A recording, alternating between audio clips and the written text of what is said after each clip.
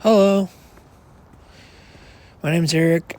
We got 6 more years of a pretty regular life where I go to sleep whenever I want and I wake up whenever I want.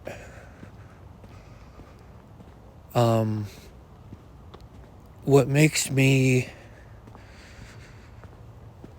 a little bit something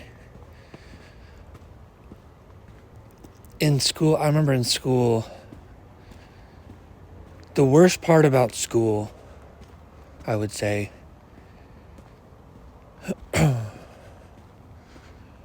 you know, it's just, I would say high school. You know,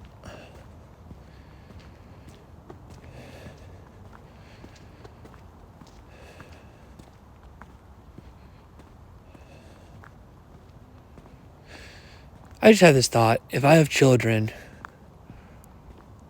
and they go to bed at, let's say, 10, whenever, right? School starts at 8 in the morning. I'm not going to walk in at 7:30. Get up, get dressed, go to the bathroom, put on your clothes, hurry up, we're going to be late. And you get there at 7:59. Like everyone, like that's what all the other kids are doing. No. I walk into my son's room. He's sleeping. Close the door. Coming at 9, he's sleeping. Coming at 9:45, he's sleeping. Coming at 9:30, he's laying in bed, but his eyes are open. Make him a nice breakfast, and we get there at 11. Oh no, he missed 2 hours of school. Did he? Is that what you guys thought? School goes till 3 p.m. I'd much rather have 11 to 3 with a full night's sleep than 9 to 3 and it's hellfire. And you don't learn anything, you don't retain anything. What's the point of 9 to 3 hellfire?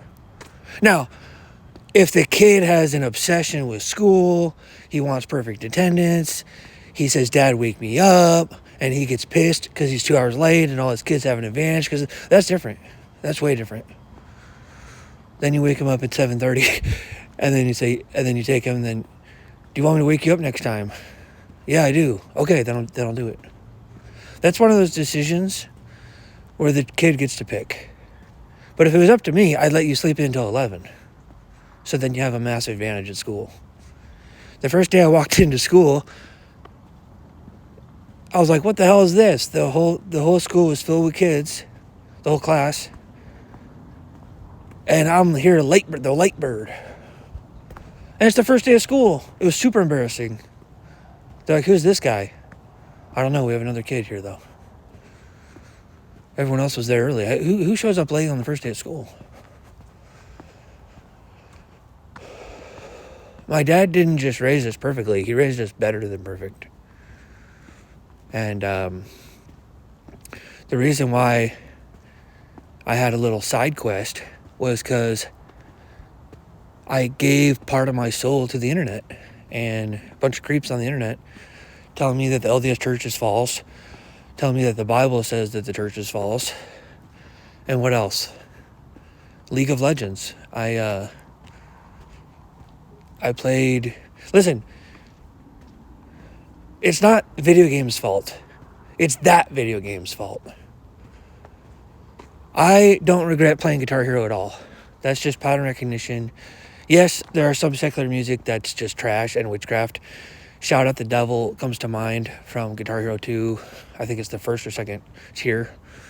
And you have to play that to get to the next songs. But I didn't care. I played it.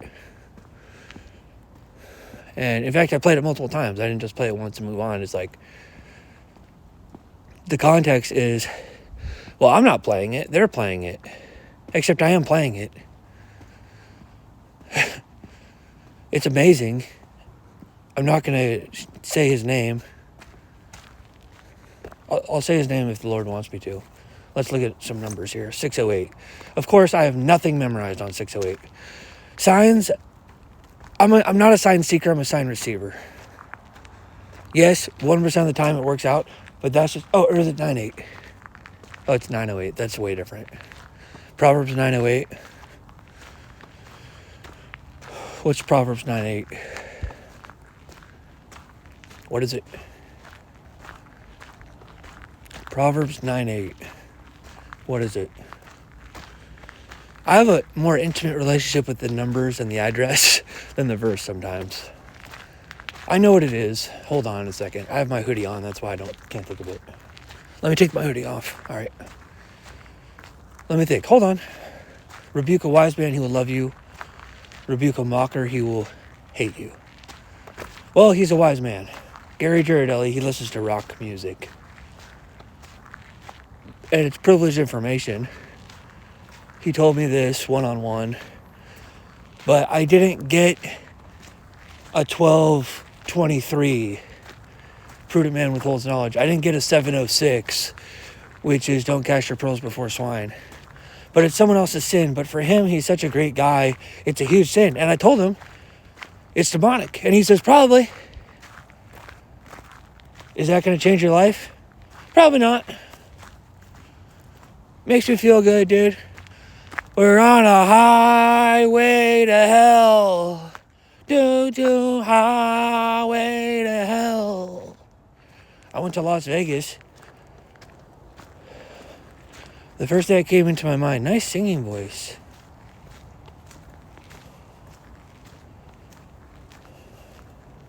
Wicked. Casinos, slots. Let's talk about slot machines. For the small price of 7% a flip, we will make your dopamine dreams come true, and we'll completely rig the slot machine so it says winner, winner, winner, winner every other 3 out of 4 spins, even though you're winning an eighth of your bet. You put in a $100 spin, it says winner, and you win $8. So you lost 92. That's right. Don't you want to win every time? Slot machines. And yes, there's that one guy who wins the jackpot and then pays a bunch of taxes and loses all the money within 3 months, and then he wants to play more slots. There's those lottery winners who take all their money. They're so stupid. That's why they're playing the lottery in the first place. As president, I want to ban the lottery because it's 50% drop. If you guys want to rush, bet on a team to win the World Series. And if you want to win, bet on the favorite. And you can root for them all year. There's your rush. Stop wasting $6 a day on lottery and paying $1,800 a year when you could bet $1,200 on the Yankees or, the Dodgers or something. You could, every single time you turn on your TV, you get a rush because the Dodgers are 86 and 55 or something, and you're like, oh. I mean, that's why you're buying the lottery ticket. It's for the dream. Oh, but I want to win millions and millions and millions and millions. Okay, then bet parlays, bet singles, run up your bet on sports where the rake is only 6%. You only need to win 52 to 48 on the run line. Bet the under. Oh, but then I'm going to get a gambling addiction. Oh, but the lottery you won't. It's so hypocritical of this country that we're allowed to bet on the lottery because it's a 50% tax rate. 67% of the money that we take goes to the state, I believe, and then 34% of the money that we take goes to the schools, rich schools. Why are the poor in this country giving money to rich schools? It's a tax on the poor. Make sports betting legal. We already have Predict a Market, which is legal, which is a loophole. You're not betting on sports, you're betting on future events. But there's still laws outside of Vegas. You can't bet on sports. And it's hypocritical. But the lottery, we're taking 50%. And 67% of that goes to whatever it is. 2/3 of it goes to the school, or 2/3 of it goes to the house, whatever it is. And then from that 50%, a lot of those winnings are $2. You get your money back, and then anything over a certain amount, we're going to tax it again. And the only people that buy it are stupid people. I've bought it before on the biggest lotteries, to be fair, which is stupid. It's very stupid. Because if I had won the lottery back then, my life would have been ruined. Everyone's like, but I didn't think that. I'd be, I would just give it away and I'd be fine. No, I would have been screwed. I had so many mammon demons. I still have mammon demons, and the last demon I ever want to cast out is the Mammon 1 demon.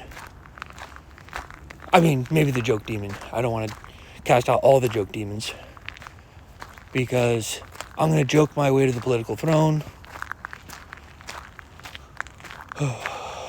Really? Swedenborgian demons are different than Catholic demons.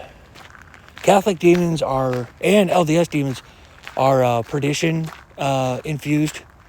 Not every murderer is a son of perdition, but every son of perdition is a murderer. Well, if that's your definition, then I guess, listen.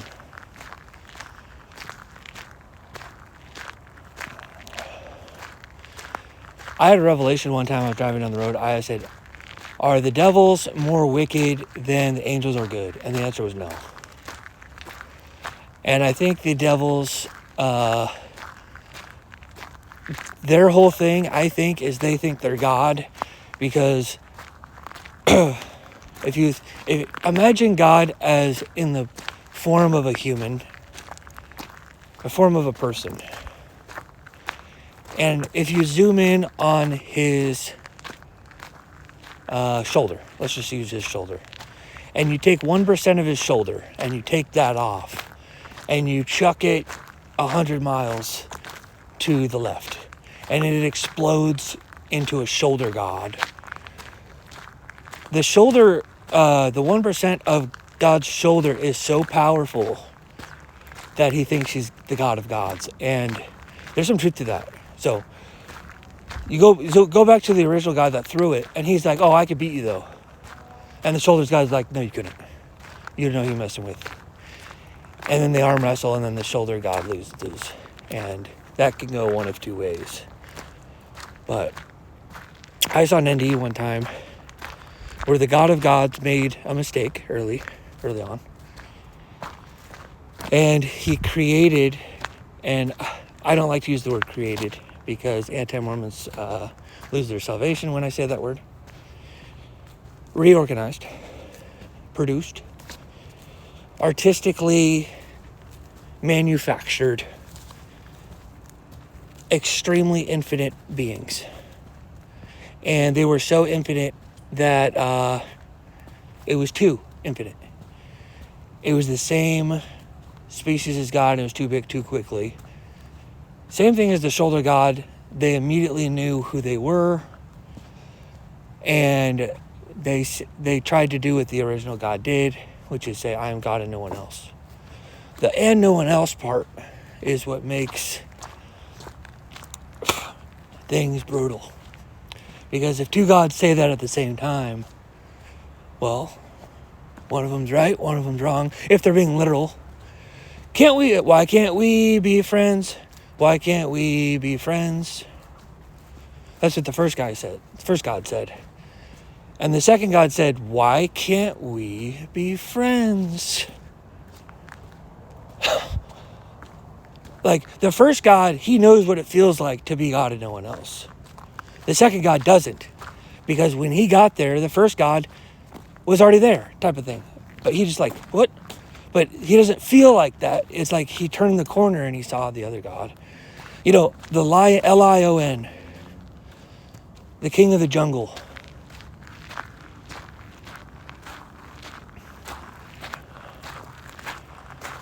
The king of beasts. He knows he's the king of beasts. He can prove it. Faith without works is dead. He conquers the land. What does he do when he sees an image bearer of God? I'll tell you exactly what he does. He turns into a pussy cat. He turns into a little kitten. And he knows that, and his heart drops, or his heart either starts racing or it drops. And he says, even if I kill him, I just know in my heart of hearts that it's greater in being. It's greater in species. Something about the ears, something about the nose and the eyes and how beautiful it is. Especially if it's a woman. Women are even more beautiful. Lions aren't blind. They got the same kind of eyes as us, green eyes. What is that beautiful piece of art? It's better than me in some way, shape, or form. And then he's carrying a gun. I don't know what that is. Maybe I am the king of the jungle, but I don't feel like it anymore. And God has created a cosmos of cosmos of cosmos of cosmos of cosmos where every God gets to feel like that now. And I had a revelation. I was hanging out with my dad. It's called the Bird Revelation. And I had this vision of this being in the cosmos somewhere. Let's just put him in, we'll call it the red heaven for this. We'll call it the red heaven prophecy. This guy is 100% sure he's God. And he knows that. Sure, he doesn't know where he came from, and he doesn't know the answers to a few questions that he has asked himself. But he knows most of the answers to the questions that he asked himself.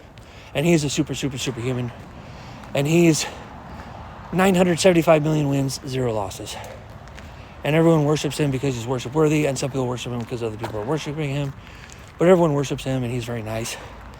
He provides for the beings in that cosmic regional jurisdiction. Okay. Now, a few trillion years go by. His ego is as big as it could possibly be, and it should be. I only believe in ego if you're number one in the world. And the reason is because you can attract the silver medal to you. And if, or whoever's better than you, because there's usually somebody better than you when you're number one in the world. But sometimes you really are number one in the world. But, you know, it's called righteous, profitable, honest, boasting self. I was in, and I'm going to macro back to it. Oh, I'm almost there. I was in this class, and I didn't have time to build my brand in any other way. So I said, my name's Eric Smythe, and I have more Bible verses memorized than everyone in this room combined. There was this 13-year-old most brilliant 13-year-old I've ever met in my entire life. And he's sleeping on the desk. And I said, sorry if that sounds arrogant. And he goes, it's just facts. That's what he said. It's just facts. And that's what number one in the world is. If you're number two in the world, why are you boasting in yourself? You have to boast, you're boasting in your silver medal, which is super cringe and weird. And you always have to give a shout out to the guy number one before you boast in yourself. And like Charles Barkley, he's an extremely good basketball player. But right away he says, no, Tim Duncan is number one. He's the best power forward of all time. But, so you have to say that, right? Well, anyway, this guy thinks he's number one. And I would too if I was 975 million to know. Anyways, he starts boasting for years. He starts praying arrogantly to all the gods above him. And as he's praying, the words roll in off of his lips into his own ears. Because he is the Most High. Does that make sense? And he says, oh, well, that's funny. That makes sense. Few more years go by. And one day he's looking out the window in just one of his many kingdoms and palaces. And there's this bird flying by. And he didn't create it. He didn't make it. And it's a very beautiful bird. It's like a firebird. And at first he's like, what is that? That's amazing. And then he's like, wait, don't you know what this means? He puts out his hand to control the bird like if he wanted to, he could control everything else. He's sovereign. And he goes to control the bird, and the bird won't listen to him. It's the first time it's ever happened. And the bird's just flying away, and he's flying like into a wormhole type of thing. And this is the ultimate decision for this God, his ultimate test. And it's the most humbling thing possibly that anyone's ever heard of in any story, in any universe, anywhere possible. Doesn't this sound humbling? Reminds me of when I went pro in bowling. No, this is way more humbling. I wasn't even that good at bowling. Yes, I have 20 perfect games, but I didn't realize there was like 50 of those in every state, 60 of those in every state, 100 or 200 of those in every state, 250.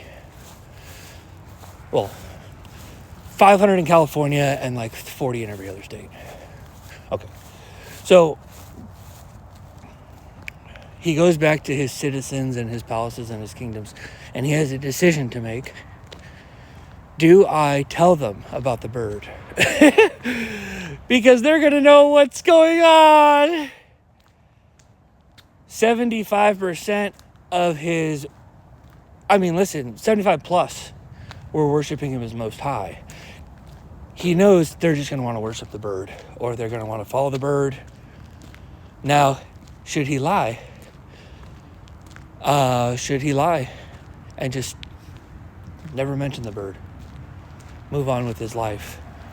It's Plato's cave. It's just not the same, right? And it's an ultimate take that L situation. So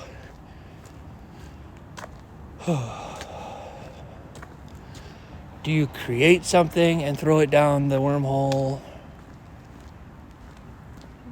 What do you do? So I told all this stuff to my dad. And my dad's thinking,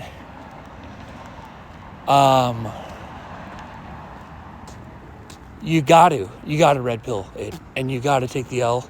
You got to follow the bird. It's better to be the 77th best god in this cosmos than it is to be number one in the cosmic regional jurisdiction. And especially when the veil has been lifted. And humility is better than... humility to something bigger and better is always better than an ego in yourself, even if you're good and amazing. So that's what my dad said, and I agree.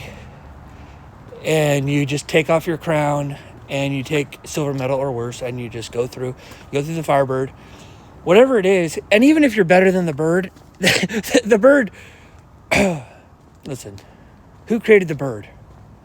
I want to worship that God. You want to worship the Most High, Most High, Most High, Most High. What people don't realize, the Shafawalaf camp, is God doesn't want, the God of gods, the biggest God, the Omega God, he wants worship from gods. He doesn't want worship from, listen.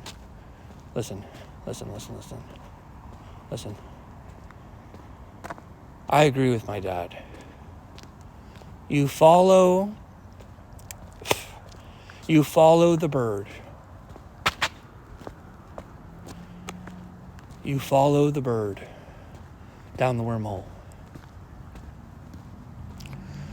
You follow the bird and you submit. I get an epiphany.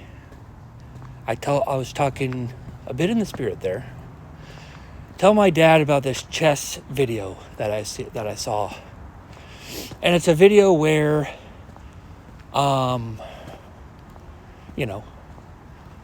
this guy, these two grandmaster chess players, low-level grandmasters, possibly high-level masters, but possibly high-level master and a low-level grandmaster, whatever it was a big chess tournament. And the one guy was known for being talented.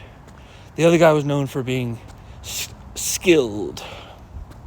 The skilled guy memorized his lines. And memorization in early game chess is way more valuable than talent and creativity. Okay. Well, the talent guy makes this very strange move. I wish I could remember it. I don't know if it's F4, but he's playing his white and he goes F4 against the super skilled black pieces guy. Okay. My dad we were all laughing because the guy's face. He had studied all night for 10 hours, studied this talented player, the London, the King's Indian, and all these, what he could possibly play. And he plays this move that no one ever studies. And it was this huge slap in the face to the skill player. He's only good at chess because he memorizes lines. And no one memorizes this line. And I said, yeah.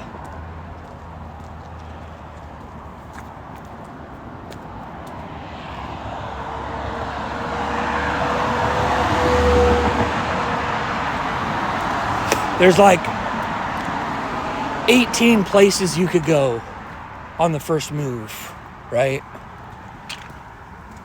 And this is like,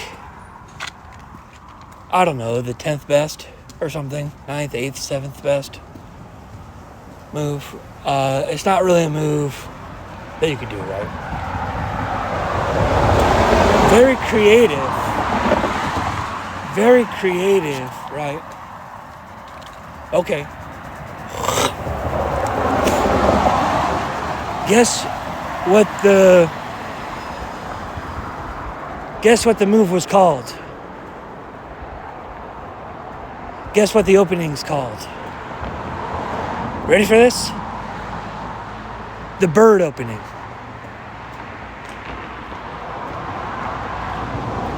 And I told my dad that, and we both started busting up laughing. That's just a coincidence. Let's just say there's one God, and he is up there being worshipped and all this stuff. And I believe in multiple gods, hyper polytheistic. The reason why one God theology works really well is because a lot of humans, most humans, are focus. And it's easier to focus on God than gods, right? So one God makes sense. Also, Doctrine and Covenants 122-28, it does hint at, God, multiple gods. Whether or not it's one God or many gods, don't worry about that. Don't worry about it. It's really not as big of a deal as you think. But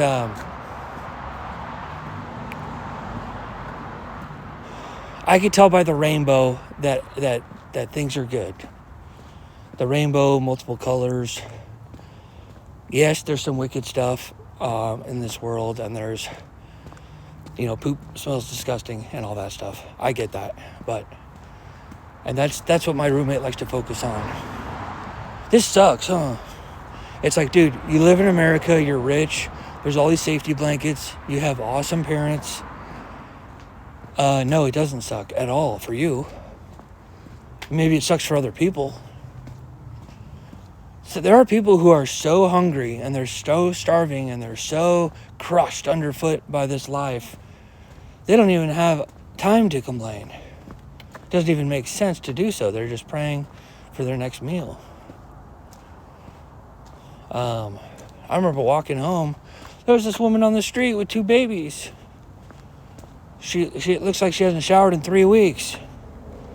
I mean, some homeless people look worse than others. But when you have a little kid, when you have kids, this is nuts. And I just said, this world is wicked. And I'm talking to my mom, and I just casually handed her $20. This is back when minimum wage was $8, so that's 2.5 hours of wages for me. But I had more money. I had like $200 to my name and stuff, and I'm living in $1 million home. I think it's a spot where you just give the 200. And you just ask your dad for more money later. That's where money comes from, you guys. I don't know if you guys knew that. A lot of people think money comes from your job. No, it comes from, you ask dad, hey, can I get $20? That's where money comes from. A lot of people don't know that. A lot of people don't even know that. They think it comes from... Anyways, it's a joke for the record. That's how sad it is. 80% of schizophrenics don't have jobs. 60% of bipolar don't have jobs. And to be fair, it's because the government feels bad for you. I mean, if the government didn't subsidize schizophrenics and bipolar people, you know, they would be living a daily crazy life at jobs.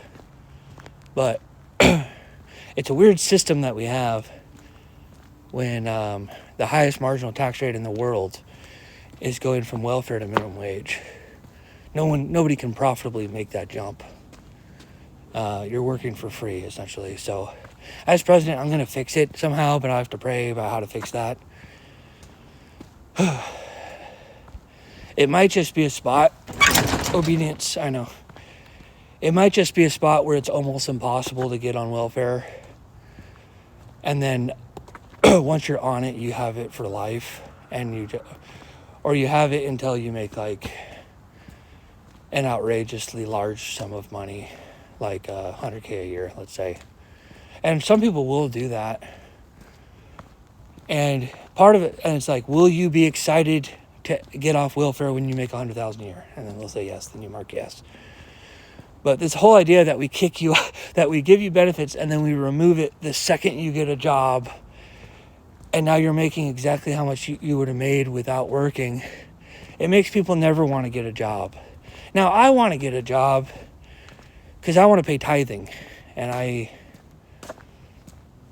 want to work, and I want to boost the economy and stuff like that. But there's this job coming up in 2032. It pays $400,000 a year. And it's really easy, too. You know what rhymes with Joe Biden?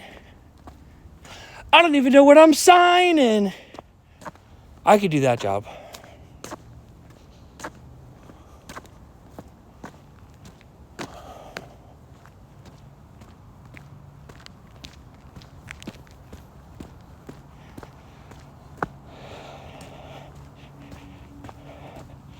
I know I'm funny. I get it.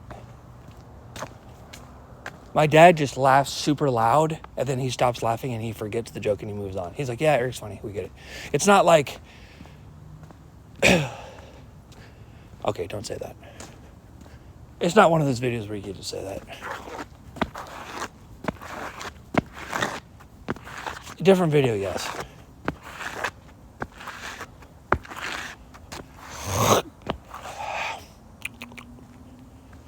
Gift of tongues, gift of puns. I got the gift of tongues and the gift of puns. Get back to the house and drink water, Eric.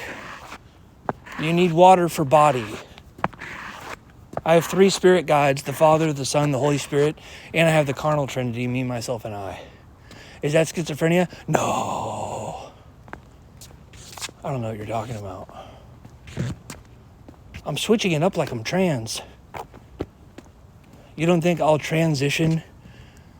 You don't think I can You know, Charlie Kirk, he's right 97 to 99% of the time.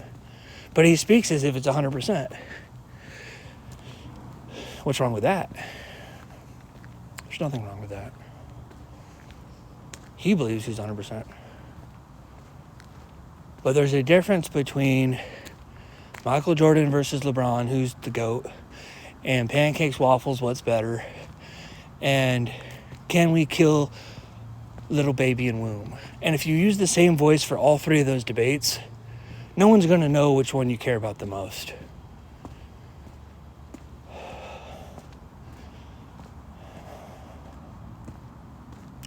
People are going to say, wow, he's so smart. He knows that Michael Jordan is greater than LeBron. That's going to make me... Well, there's pros and cons. There's lots of pros and there's lots of cons. Whenever you speak and whenever you say things and stuff. But it's better than taking your talent and burying it under the ground. I disagree with Charlie Kirk. 4%, 5%, 6%, 7%. My dad, less than 1%. And he's still looking for the big disagreement. I see them all over the place. It's just, when he's wrong, he's rational. But just because you're rational doesn't mean you're not wrong. I'll give you an example. If someone comes into this country illegally, I'm going to pick him up and throw him back to his country because that's the law and that's justice. And if someone comes to my house, that's my house, and I'm going to kick him out because it's my house and it's my country. And that's the law. Well, that's a rational position. It goes completely against the Catholic Pope, by the way. Oh, but who's that? Who's the Catholic Pope? I agree.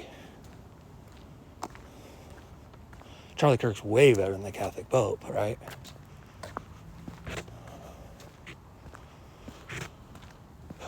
I'm not Catholic. The Pope has no power over me. I don't listen to his talks. But I agree with the Pope on this, and I'm sure I disagree with the Pope on other things, but I just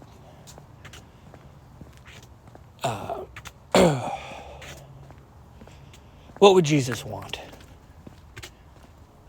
Charlie Kirk didn't even think about that. He went right to rationality. God can't make a square circle because it would go against the laws of contradiction.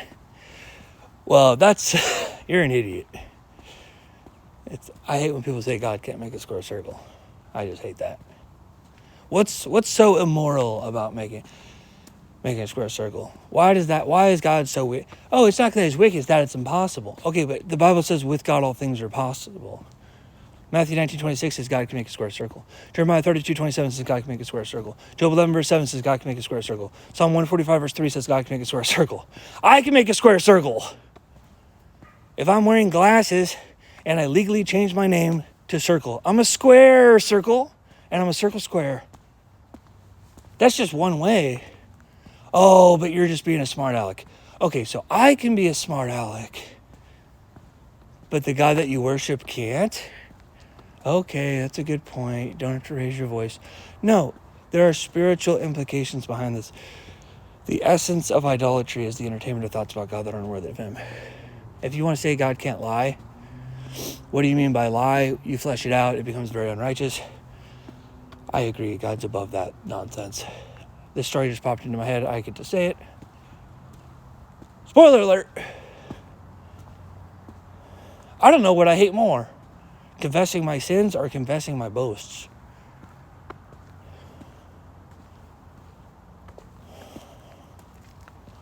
Because I hate both.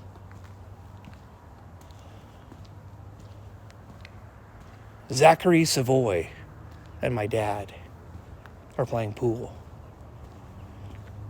My dad says, there's this hustle. You could hustle anyone with this. He sticks the pool ball at the end of the table.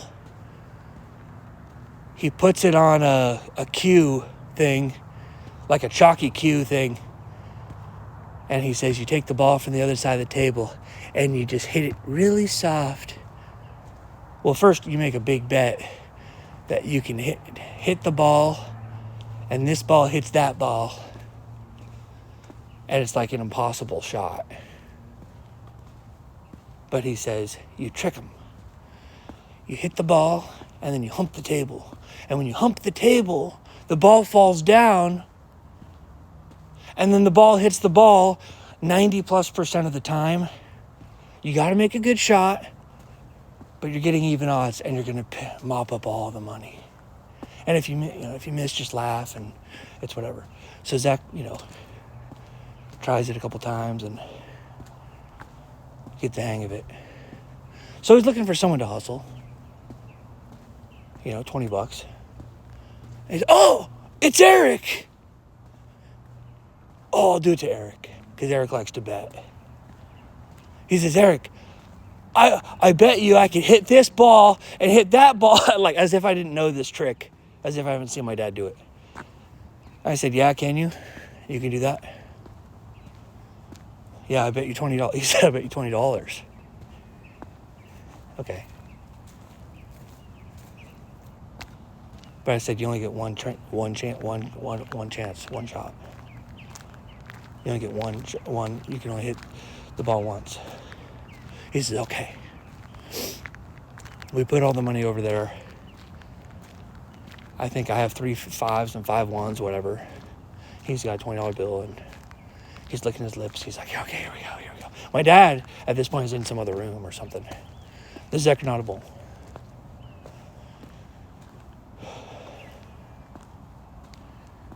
I immediately know what I'm going to do.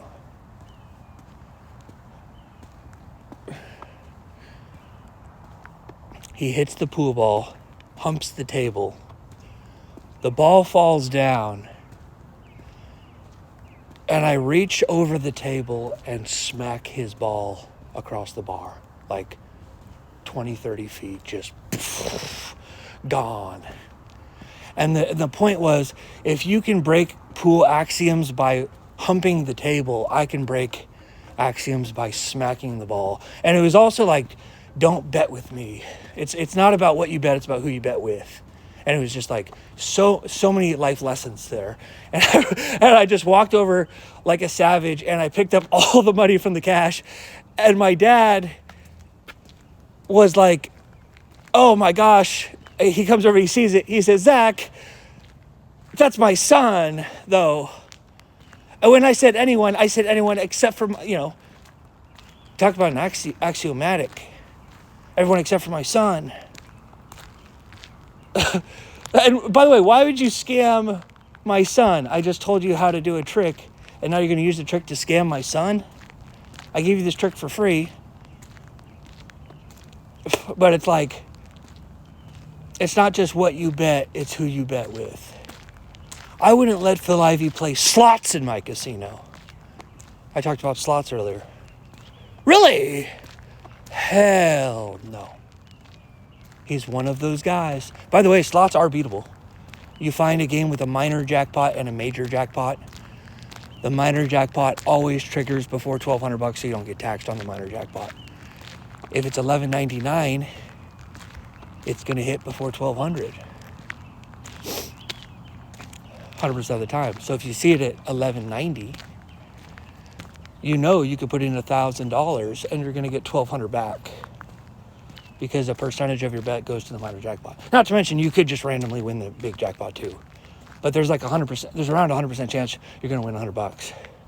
But it could take weeks to find a slot machine like that. So you have to spend hours and hours and hours looking around the casino for farming these minor jackpots. It's a worship of money, but it's EV. I used to play semi-professional poker. It's another skill that I can leverage to be president. The Democrats need money people. They don't know anything about money. They just have a big heart. They just want universal health care. They don't care how much it costs. When people get hurt, they need to go to the hospital and get healed. But they don't care about anything. The Republicans are the exact opposite. All they care about is money. They don't care about people's health. They just says it is, oh, you're sick, it is what it is. So the right wing of the bird has no sympathy for man and all the sympathy for money. Left side of the bird, all the sympathy for man, and they're stupid. The libertarians are a little bit of both, but they're pro-choice. They're a little bit of both. They're mostly money, though. They're mostly smart money. They're not really a heart, but they claim to be a little heart and a brain. The Democrats love the poor and hate humanity. The Republicans love humanity and worship the rich. It's a double-edged sword, quote. It's pretty good. I've been working on it, but there's going to be, have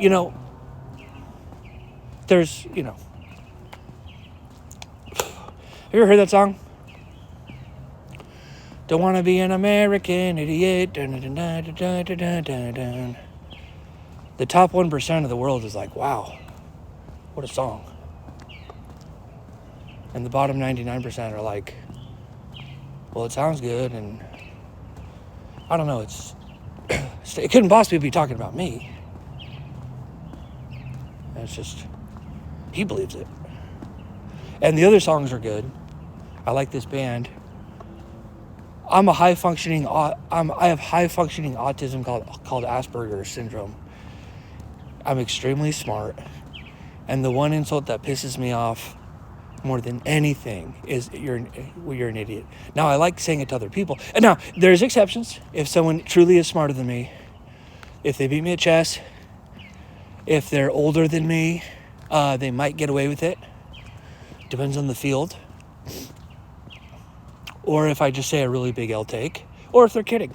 So there's lots of exceptions, actually. Or if I'm just in spirit-filled and I'm in quite the mood, and I can see the intentions of their heart, and but on the internet, I don't have enough information. I don't know who's speaking. I don't know. I'm just like, oh, how dare you? And it's so easy to prove it that I'm not NOT and KNOT, by the way. Lowercase KNOT is mostly esoteric multiplex. Capital K, much different, more loving. All caps is more hyper loving, hyper hug, hyper love, hyper hug. Okay, great. But Joseph Smith was not a true prophet of God. KNOT. What's that mean? What's that? Well, if you're in Kansas, you're evangelical, you have a Bible, you got a Bible, you have a couple experiences with a Mormon, they're nice people, they did my chores for free and left. I don't really get it, but hey, go on the Google search.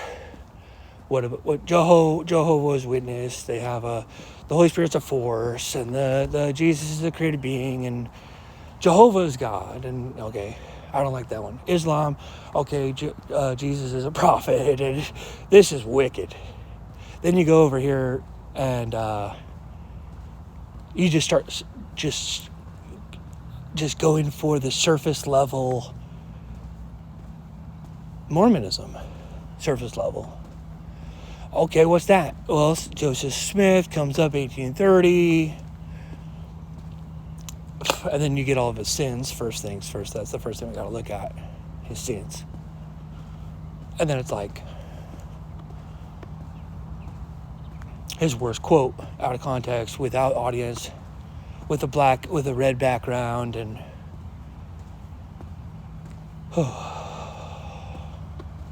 something convicted con man, something. Okay. Then you start saying, oh, Jesus, they deny the Trinity, they deny the creeds.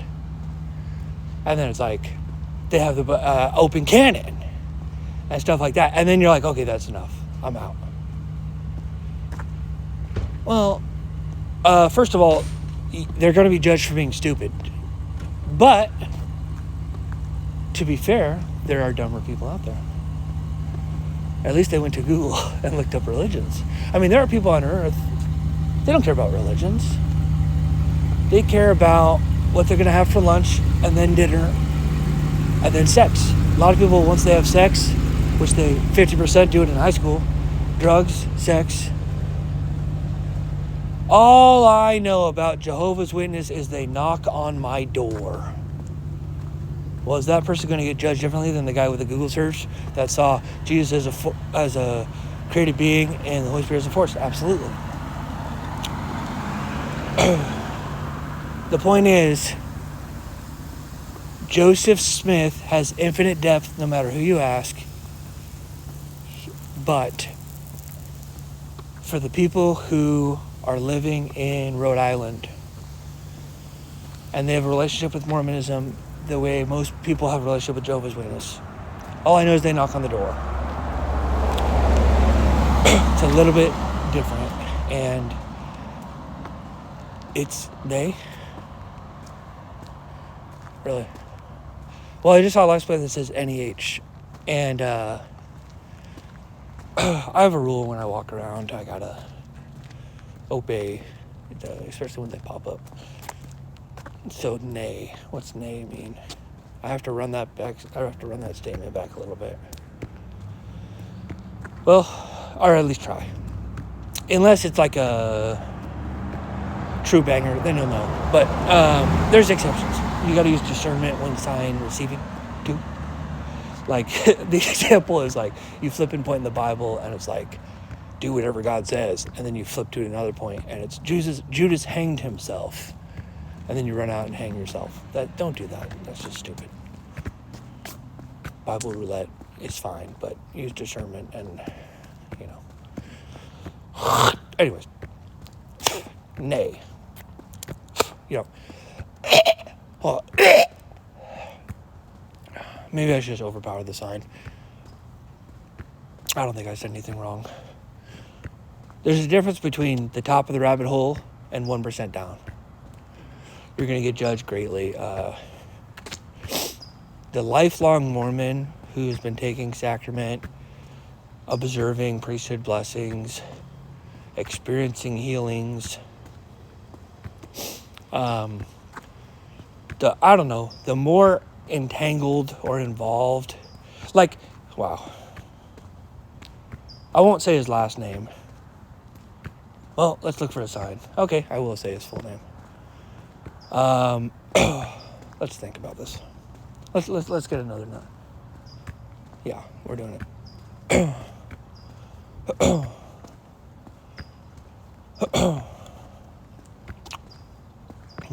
I'm probably gonna be okay.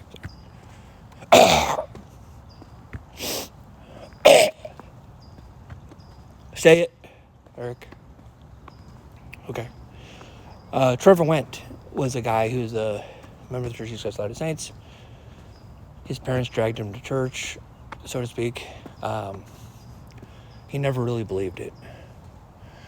But some people get married and they're 100% sure that's the one. Generally, it's their first marriage when it's like that. But people have that with their second marriage or third marriage. It's possible for sure. It's an exciting thing. Okay. Do you need to be 100% sure to get water baptized? I would say no. But 1% is a little low. And also, I just want to say this. Yeah. I used to be able to do it. I lost my testimony in non-LDS religions in a big way. It's hard to hype them up compared to LDS. I've tried it. I try it. It's just, it really is Mendenhall Middle School compared to Granada or compared to college. It really is. Are there churches in the universe better than the LDS church? Sure, but not on earth. This earth doesn't have, but I'll give you an example. Sean McCraney. If you don't know who Sean McCraney is, I don't know what to tell you. He is arguably the biggest anti-Mormon of all time. He created a show called Heart of the Matter. And I used to watch it as new episodes came out. Ruined my testimony. I never dumped my membership.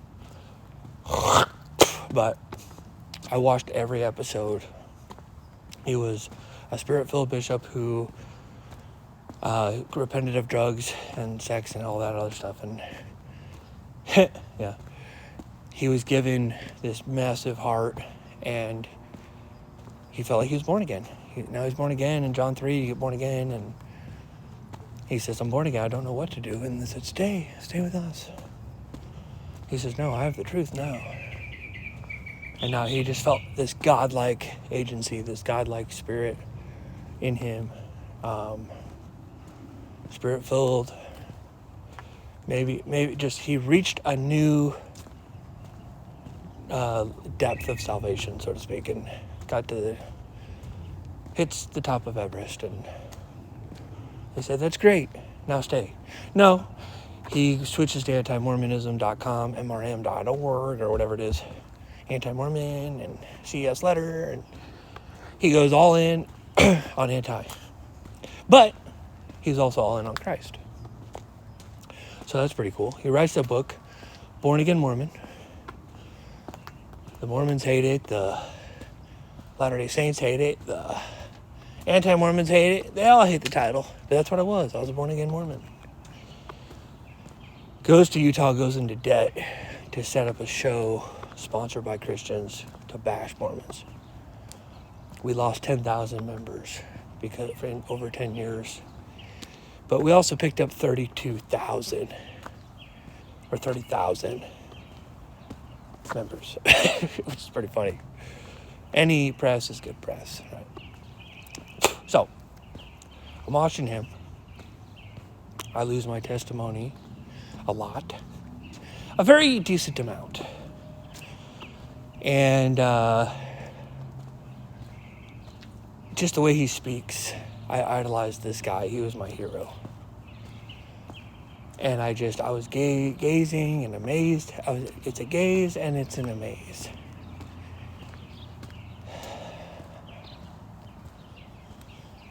And he's picking up the phone and taking callers. High priests are calling in. And they're pissed. You seem to be deteriorating as a person.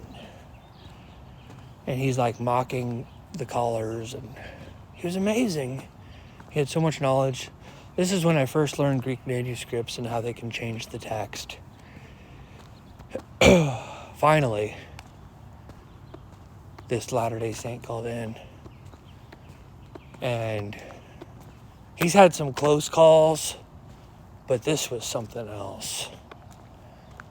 And I don't know how they let him through. Hey, Sean. Why won't you talk to me, Sean? Why won't you get back to my email, Sean? Come on, Sean. You don't want to talk to me, Sean? You want to debate me, Sean? Why don't you want to talk to me, Sean? And Sean McCraney says, because you would destroy me. What? And all I wanted to do was idolize the guy on the phone, but it was over and he hung up and he left and I don't know where he went. And I'm just like, what? There's this other guy who called in and he was in Africa. And he's like, and he had a phone there and he goes, hey, Sean. He's like hopping around on a kangaroo. He goes, I agree with everything you're saying. You're making some great points. But whenever I pray and ask God if the LDS Church is true, there's these massive explosions in nature testifying of the church. And Sean says, really? And he goes, yeah. So just wanted to call and say that. And then he hangs up and he says, okay. And he hangs up. I always remember that. Because I know exactly what you mean. Prayers are fun when you get the answer that you want to get. They're not quite as fun when the prayer asks you to change. When the prayer asks you to do something that you don't want to do. When the prayer says, okay, now you need to do something uncomfortable.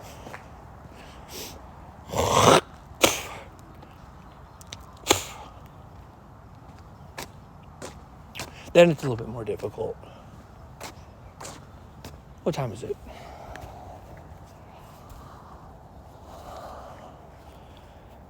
5:55. We gotta get going. We got Bible study.